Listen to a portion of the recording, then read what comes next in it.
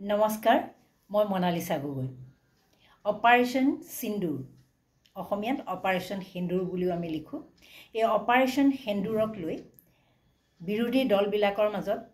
শাসক দলক বিভিন্ন ধৰণৰ আলোচনা সমালোচনা বিতৰ্কৰ সৃষ্টি হৈ আছে এই কথা সকলোৱে জানে আজি ইণ্ডিয়া মিত্ৰজোঁটৰ মুঠ 16টা দলে কনষ্টিটিউশ্যন যি ভৱন আছে দিল্লীত তাত সমবেত হৈছে সমবেত হোৱাৰ উদ্দেশ্যটো হ'ল যে তেওঁলোকে এখন বিশেষ অধিৱেশন দাবী কৰিছে চৰকাৰক কৈছে যে সংসদৰ এখন বিশেষ অধিৱেশন অনুষ্ঠিত কৰিব লাগে তেওঁলোকে কেইটামান বিষয় তাত আলোচনা কৰিব খোজে তাত আলোচনা কৰিব লগা কেইটামান বিষয়ৰ ভিতৰত গুৰুত্বপূৰ্ণ বিষয়টো হ'ল দেশৰ নিৰাপত্তাৰ কথাটো পেহেলগামৰ যি ঘটনা সংঘটিত হ'ল সেই ঘটনাৰ সবিশেষ যি কাৰণ পেহেলগাম ঘটনা সন্দৰ্ভত বায়ুসেনা বিভাগৰ মুৰব্বীয়ে বায়ুসেনাৰ যথেষ্ট ক্ষতি হোৱা বুলি দিছিল ভাৰতীয় বায়ুসেনাৰ তেওঁ তেনেদৰে মন্তব্য কৰিছিল আৰু ভাৰত চৰকাৰৰ ফালৰ পৰা এই বিষয়ে বিৰোধী দলবিলাকে এক স্পষ্টীকৰণ বিচাৰিছে আৰু এটা বিষয়ৰ বিৰোধী দলে স্পষ্টীকৰণ বিচাৰিছে সেইটো হ'ল আমেৰিকাৰ ৰাষ্ট্ৰপতি ডোনাল্ড ট্ৰাম্পে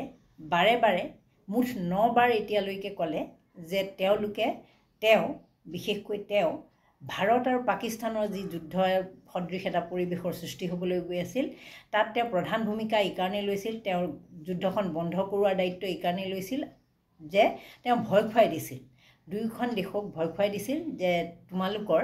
যি বাণিজ্যিক যি ব্যৱসায় বাণিজ্য যি চলি আছে ইয়াত তোমালোকে বাৰণ কৰিব লাগিব বা আমি বাৰণ কৰি দিম এনেকুৱা ব্যৱসায়িক ভয় সৃষ্টি কৰি তেওঁ যুদ্ধখন বন্ধ কৰা বুলি কৈছিলে যুদ্ধ সদৃশ পৰিস্থিতি বন্ধ কৰি এটা বুজাবুজিলৈ অনা বুলি তেওঁ দাবী কৰিছিলে প্ৰথম অৱস্থাত আনকি যেতিয়া আমেৰিকাৰ ৰাষ্ট্ৰপতিয়ে আনকি টুইট যোগে ভাৰতৰ সেনাবাহিনীৰ তৰফৰ পৰা জনোৱাৰ আগতেই আমেৰিকাৰ ৰাষ্ট্ৰপতিগৰাকীয়ে জনাইছিলে টুইটাৰৰ জৰিয়তে যে যুদ্ধ বন্ধৰ কাৰণে তেওঁ বিশেষভাৱে এটা গুৰুত্বপূৰ্ণ ভূমিকা লৈছে আৰু তেওঁ সেই ভূমিকাটো লোৱাৰ ক্ষেত্ৰত ভাৰতক ব্যৱসায়িক ভয়ৰ তেওঁ এটা ধাৰণাৰ সৃষ্টি কৰি দিছে যে তোমালোকৰ লগত লেনদেন বা ব্যৱসায় বাণিজ্য বন্ধ কৰি দিয়া হ'ব এনেকুৱা ধৰণৰ আৰু সেই ভাবুকিৰ কাৰণে বন্ধ হোৱা বুলি তেওঁ কৈছে তেওঁ এবাৰ নহয় দুবাৰ নহয় বহুতবাৰ বিভিন্ন সম্পৰ্কত ক'লে কিন্তু সেইটো বিষয়ত প্ৰধানমন্ত্ৰী নৰেন্দ্ৰ মোদীয়ে এতিয়ালৈকে এবাৰো স্পষ্টীকৰণ দিয়া নাই আমি সকলোৱে জানো যে প্ৰধানমন্ত্ৰী নৰেন্দ্ৰ মোদী ডোনাল্ড ট্ৰাম্পৰ খুব ঘনিষ্ঠ এগৰাকী বন্ধু বুলি তেওঁলোকে দাবী কৰি আহিছে বা বিভিন্ন সময়ত আমি দেখিছোঁ ট্ৰাম্পৰ হৈ তেওঁ নিৰ্বাচনী প্ৰচাৰত অংশ লৈছে বিভিন্ন সময়ত প্ৰধানমন্ত্ৰী মোদী ট্ৰাম্পৰ ওচৰলৈ গৈছে গতিকে আমি ভাবিছোঁ যিটো আমি প্ৰতিচ্ছবি দেখিছোঁ সেই প্ৰতিচ্ছবি অনুসৰি যে ট্ৰাম্পৰ লগত প্ৰধানমন্ত্ৰী মোদীৰ ঘনিষ্ঠ সম্পৰ্ক আছে কিন্তু ইমানৰ পিছতো যিটো বিষয়ত স্পষ্টীকৰণ দিব লাগিছিল সেই বিষয়টো প্ৰধানমন্ত্ৰী মোদীয়ে স্পষ্টীকৰণ দিয়া নাই প্ৰধানমন্ত্ৰী মোদীয়ে বিশেষকৈ আপোনালোকে যদি লক্ষ্য কৰে বিগত দিনবিলাকত যিবোৰ বিষয়ত তেওঁ মাত মাতিব পাৰে সেই বিষয়বিলাকত আচলতে তেওঁ মাত নামাতে যেনেকৈ গৌতম আদানীৰ লগত তেওঁৰ কি সম্পৰ্ক সেই কথাটো সকলোৱে জানে কিন্তু তেওঁক যেতিয়া গৌতম আদানী সম্পৰ্কত স্পষ্টীকৰণ বিচৰা হয় তেতিয়া তেওঁ কিন্তু একেবাৰে মুখ বন্ধ ৰাখে কোনো দিনেই সেই সম্পৰ্কত মন্তব্য আজিলৈকে তেওঁ দিয়া নাই তেওঁৰ হৈ বেলেগে দি আছে কিন্তু তেওঁ কেতিয়াও দিয়া নাই ঠিক সেইদৰে মণিপুৰ সন্দৰ্ভত যেতিয়া মণিপুৰৰ গোষ্ঠী সংঘৰ্ষ সন্দৰ্ভত তেওঁক প্ৰশ্ন কৰা হৈছিল সংসদত অনাস্থা প্ৰস্তাৱ পৰ্যন্ত আনিব লগা হৈছিল তেতিয়াও প্ৰধানমন্ত্ৰী নৰেন্দ্ৰ মোদীয়ে কোনো ধৰণৰ মন্তব্য দিয়া নাছিল আৰু এতিয়া শেহতীয়াকৈ যি ভাৰত পাকৰ যি যুদ্ধ সদৃশ পৰিস্থিতিৰ সৃষ্টি হ'ল সেই পৰিস্থিতিৰ সময়ত 9টা সন্ত্ৰাসবাদী ঘাটি উচ্ছেদ কৰা হ'ল সিন্দুৰক লৈ প্ৰধানমন্ত্ৰী মোদীয়ে বিভিন্ন সময়ত বিভিন্ন ধৰণৰ মন্তব্য কৰি আহিছে কিন্তু এই যুদ্ধখন ঘপককৈ যুদ্ধ সদৃশ পৰিস্থিতি এটা কিয়নো বন্ধ কৰিব লগা হ'ল যিটো বাৰে বাৰে আমেৰিকাৰ ৰাষ্ট্ৰপতিগৰাকী ডোনাল্ড ট্ৰাম্পে দাবী কৰি আহিছে যে মই আচলতে তেওঁলোকক ভয় খুৱাই দিলোঁ ব্যৱসায়িক সম্পৰ্ক নৰখাৰ কথা বাণিজ্যত ব্যাঘাত জন্মিব বুলি কোৱা আৰু সেই ভাবুকিৰ পাছত দুয়োখন দেশ ক্ষান্ত হ'ল বুলি যিটো দাবী কৰি আহিছে সেই সন্দৰ্ভত কিন্তু ট্ৰাম্পৰ সেই বিষয়টো সন্দৰ্ভত প্ৰধানমন্ত্ৰী মোদীয়ে স্পষ্টীকৰণ দিয়া নাই গতিকে মই যে ইতিমধ্যে আপোনালোকক উল্লেখ কৰিলোঁ যে আজি কনষ্টিটিউশ্যন ভৱনত তেওঁলোকে বিচাৰিছিল যে এই বিষয়টো সন্দৰ্ভত এখন সংসদৰ এখন জৰুৰী অধিৱেশন হওক, বিশেষ অধিৱেশন হওক, আৰু তাত এই বিষয়টো স্পষ্টীকৰণ দিয়ক চৰকাৰৰ ফালৰ পৰা যে কিনো আচলতে কিহৰ কাৰণেনো এইখন বন্ধ কৰিব লগা হ'ল। আৰু বিৰোধীসকলৰ আৰু এটা দাবী তেওঁলোকে বিচাৰিছে যে যি 5টা সন্ত্ৰাসবাদী এই কাণ্ডটো সংঘটিত কৰিছিল পেহেলগামত, মুঠ 26গৰাকী পৰ্যটকক 22 এপ্ৰিলৰ দিনাখন তেনেধৰণে গুলীয়াই হত্যা কৰিছিল, নৃশংস আক্ৰমণ চলাইছিল। গতিকে সেই 5 সন্ত্ৰাসবাদী এতিয়া ক'ত আছে? তেওঁলোকক কিয় একো মানে তেওঁলোক মৰিল নে জিল নে তেওঁলোকৰ বিৰুদ্ধে কি পদক্ষেপ লোৱা হ'ল? সন্ত্ৰাসবাদী ঘাটি নষ্ট কৰিছে সেয়া ঠিকে আছে, বা সন্ত্ৰাসবাদী কোনোবা হত্যাও হৈছে সেয়াও ঠিক আছে, কিন্তু এই বিশেষভাৱে এই 5টা সন্ত্ৰাসবাদী, যি 5টাই গুৰুত্বপূৰ্ণ ভূমিকা, সিহঁতে প্ৰধানকৈ আহি আমাৰ পৰ্যটকক হত্যা কৰিছিল। গতিকে সেই 5টা সন্ত্ৰাসবাদী এতিয়া স্থিতি কি, সেই বিষয়টো বিৰোধীয়ে আচলতে ডিমাণ্ড কৰিছে, জানিব বিচাৰিছে। আৰু বিৰোধীয়ে বিচাৰিছে যে এই বিষয়টোক লৈ মোদী চৰকাৰে কিবা ৰাজনীতি কৰিব বিচাৰিছে নেকি? কিয় বাৰে বাৰে তেওঁ এই বিষয়টো য'তে ত'তে উত্থাপন কৰি আহিছে, যিটো বিষয় আচলতে আমাৰ কাৰণে খুব ক্ষতিকাৰক, যিটো বিষয় আচলতে আমাৰ মানুহক আমি হেৰুৱাইছোঁ, 26গৰাকীকৈ পৰ্যটকক হেৰুৱাইছোঁ। গতিকে এই বিষয়টো লৈ প্ৰধানমন্ত্ৰী মোদীয়ে সভাই সমিতিয়ে বাৰে বাৰে অপাৰেশ্যন সিন্দুৰৰ কথাটো উল্লেখ কৰি ডাঙৰ ডাঙৰ হৰ্ডিং পোষ্টাৰ লগাই কি সূচাব খুজিছে, এই বিষয়টো তেওঁলোকে আচলতে জানিব বিচাৰিছে। কিন্তু আপোনালোকে জানি আচৰিত হ'ব যে প্ৰধানমন্ত্ৰী মোদী বা মোদী কেবিনেটে কোনো কাৰণত এই সংসদৰ বিশেষ অধিৱেশনখন অনুষ্ঠিত হোৱাটো বিচৰা নাই। তেওঁলোকে কৈছে যে ইতিমধ্যে বৰ্ষাকালীন অধিৱেশন আহি আছে, জুলাই মাহত অনুষ্ঠিত হ'ব, তেতিয়া আপোনালোকৰ কিবা ক'ব লগা আছে, সুধিব লগা আছে সুধিব। এতিয়া এই বিষয়ক লৈ, নিৰাপত্তা সম্পৰ্কীয় বিষয়ক লৈ কোনো ধৰণৰ আমি আপোনালোকৰ লগত একেখন অধিৱেশনত বহিব খোজা নাই। তেওঁলোকে স্পষ্টভাৱে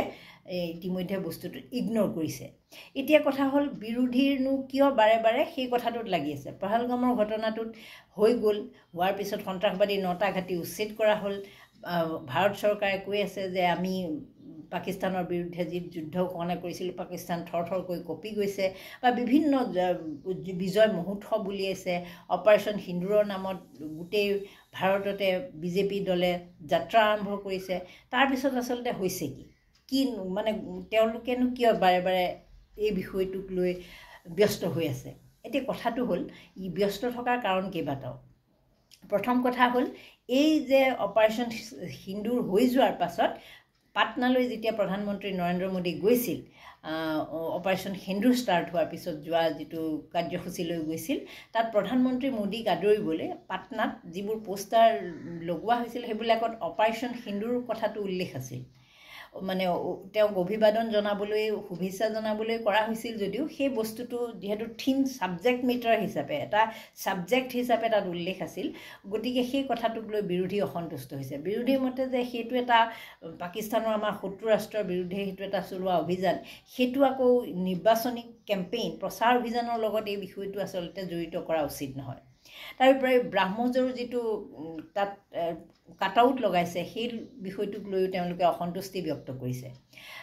তাতকৈও ডাঙৰ কথাটো কি জানেনে? আজি গুজৰাটৰ আহমেদাবাদত IPLৰ ফাইনেল খেল অনুষ্ঠিত হ'ব।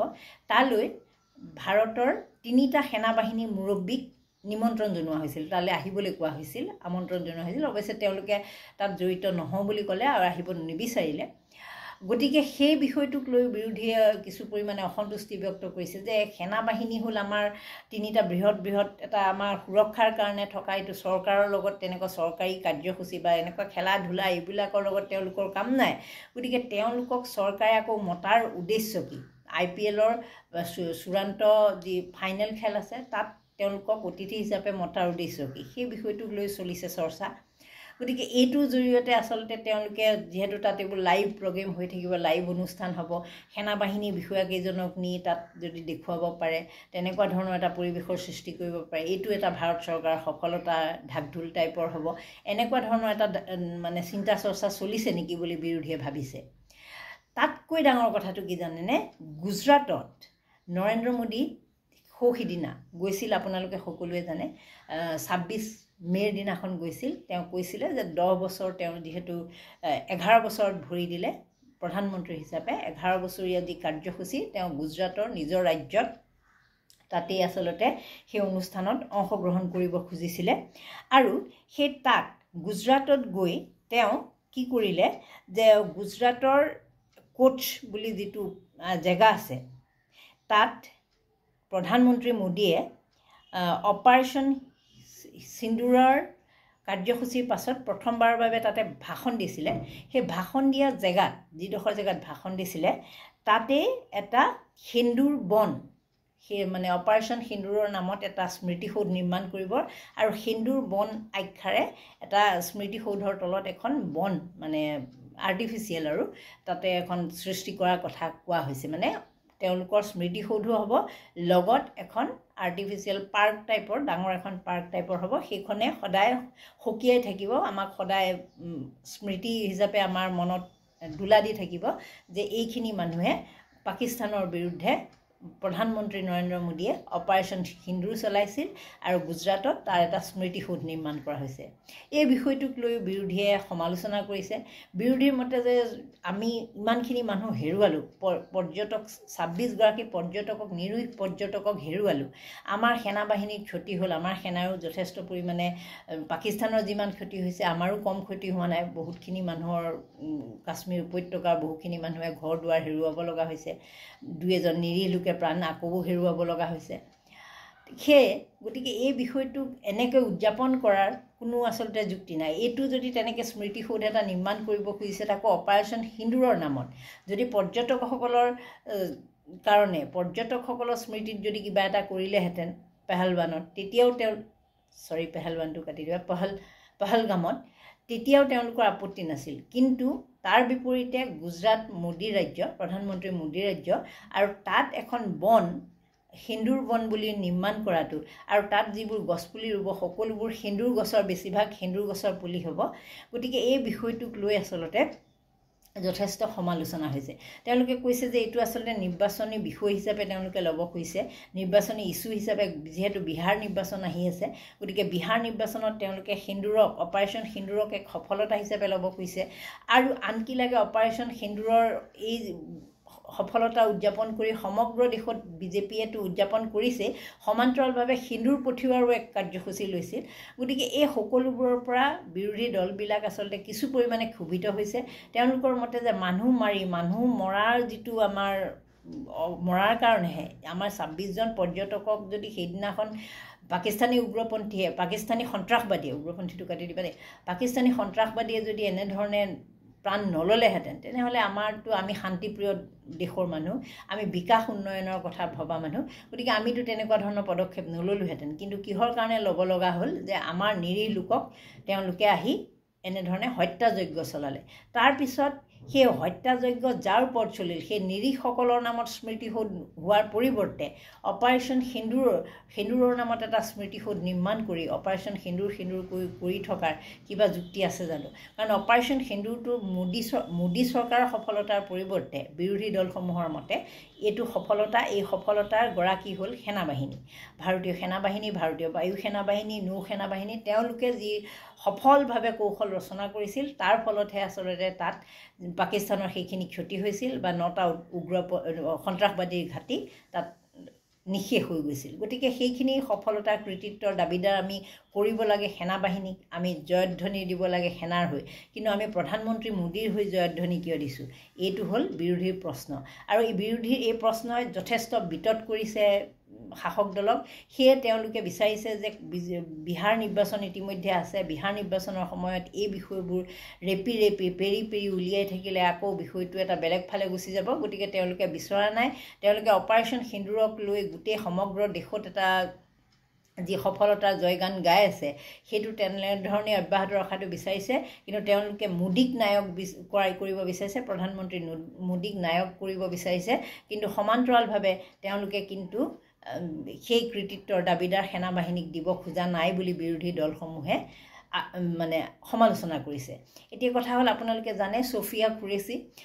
কুৰেশী সম্পৰ্কটো বিজেপিৰ মন্ত্ৰী বিজেপিৰ সাংসদে কেনেকুৱা ধৰণৰ মধ্যপ্ৰদেশৰ বিজেপি মন্ত্ৰীগৰাকীয়ে জনজাতি কল্যাণ দপ্তৰৰ মন্ত্ৰীগৰাকীয়ে কেনেকুৱা ধৰণৰ মন্তব্য দিছিল বা তাৰ আন এগৰাকী বিধায়কেও তেনেকুৱা বেয়া মন্তব্য কৰিছিল কিন্তু তেওঁ একো শাস্তি নহ'ল সেই কেইজন বিজেপিৰে সদস্য হৈ এতিয়াও আছে তেওঁৰ বিৰুদ্ধে তেওঁলোকৰ বিৰুদ্ধে চৰকাৰী ফালৰ পৰা বা দলৰ ফালৰ পৰা কোনো ধৰণৰ শাস্তি গ্ৰহণ কৰা নহ'ল গতিকে মোদী চৰকাৰৰ যদি ইমানেই সৈন্যবাহিনী সেনাবাহিনীৰ প্ৰতি যদি সন্মান আছে সেনাবাহিনীৰ প্ৰতি যদি দৰদ আছে শ্ৰদ্ধা যদি তেওঁলোকৰ আছে তেনেহ'লে তেওঁলোকে এই মন্ত্ৰীজনক বা এই সাংসদ বা বিধায়কগৰাকীক বিৰুদ্ধে ব্যৱস্থা ল'লেহেঁতেন কিন্তু সেয়া তেওঁলোকে কৰা নাই তাৰ বিপৰীতে তেওঁলোক এতিয়াও তেনেধৰণেই আছে আৰু কিন্তু প্ৰধানমন্ত্ৰী মোদী যলৈকে গৈছে তাতে ডাঙৰ ডাঙৰ অপাৰেশ্যন সিন্দুৰৰ ছাকচেছ ষ্টৰী ওলমি আছে সেইবিলাকক লৈ প্ৰধানমন্ত্ৰী মোদীয়ে অপাৰেশ্যন সিন্দুৰৰ কথা কৈছে কিন্তু অপাৰেশ্যন সিন্দুৰ কিয় কৰিব লগা হ'ল যিকেইটা সন্ত্ৰাসবাদীয়ে আমাৰ নিৰীহ লোকক প্ৰাণ ল'লে সেই সন্ত্ৰাসবাদীকেইটানো এতিয়া কি পজিশ্যনত আছে ক'ত আছে তাৰ কোনো খবৰ নাই এই যুদ্ধ সদৃশ পৰিস্থিতিটো কিয় মোকাবিলা কৰিবলৈ আমি ভয় খালোঁ নেকি আমি ট্ৰাম্পৰ কি সকিয়নিনো মানি ল'ব লগা হ'ল সেই বিষয়টো কোনো স্পষ্টীকৰণ প্ৰধানমন্ত্ৰী মোদীৰ ফালৰ পৰা এতিয়ালৈকে অহা নাই তাৰ বিপৰীতে সিন্দুৰ বন নিৰ্মাণ কৰা ডাঙৰ ডাঙৰ হৰ্ডিং বনোৱা ডাঙৰ ডাঙৰ ফেষ্টুন বনোৱা এই ধৰণৰ কাৰ্যসূচীবিলাকত চৰকাৰী বাহিনী বা দল শাসক দল ব্যস্ত হৈ পৰাটোক লৈ আচলতে অতিপাত চৰ্চা চলিছে বিৰোধী দলবিলাকৰ মাজত বিৰোধী দলবিলাকে কৈছে যে এইটো আচলতে তেওঁলোকে এক ইস্যু হিচাপে লৈছে নিৰ্বাচনত এই বিষয়টোক লৈ তেওঁলোকে আগবাঢ়িব বিচাৰিছে কাৰণ নিৰ্বাচনৰ সময়ত বিহাৰৰ নিৰ্বাচনৰ সময়ত তেওঁলোকে এই বিষয়টো তেওঁলোকৰ জয়গান গাব যে অপাৰেশ্যন সিন্দুৰৰ জৰিয়তে মোদীয়ে প্ৰতিবেশী ৰাষ্ট্ৰ শত্ৰু ৰাষ্ট্ৰৰ পৰা ভাৰতক ৰক্ষা কৰিলে এই ধৰণৰ এটা শ্লোগানেৰে তেওঁলোকে নিৰ্বাচনীৰ যিটো আমাৰ নিৰ্বাচন আহি আছে সেই নিৰ্বাচনটো আচলতে পাৰ কৰিব বিচাৰিছে বুলি উল্লেখ কৰি আছে বিৰোধী দলবোৰে আপোনালোকে মন্তব্য কৰিবচোন যে অপাৰেশ্যন সিন্দুৰ সম্পৰ্কত প্ৰধানমন্ত্ৰী মোদী বা বিজেপি দলে এই বিষয়টোক লৈ নিৰ্বাচনী বৈতৰণি পাৰ হোৱাৰ কাৰণে এটা ইস্যু হিচাপে সহায় ল'ব বিচাৰিছে নেকি তেওঁলোকৰ যিখিনি উন্নয়ন বা যিখিনি তেওঁলোকৰ বিকাশ হ'ব লাগিছিল সিমানখিনি হোৱাগৈ নাই কাৰণে এই অপাৰেশ্যন সিন্দুৰকে এটা পাৰ হোৱাৰ কাৰণে সেই সাকু হিচাপে ল'ব বিচাৰিছে নেকি এই বিষয়ে আপোনালোকে মন্তব্য কৰিব নমস্কাৰ ধন্যবাদ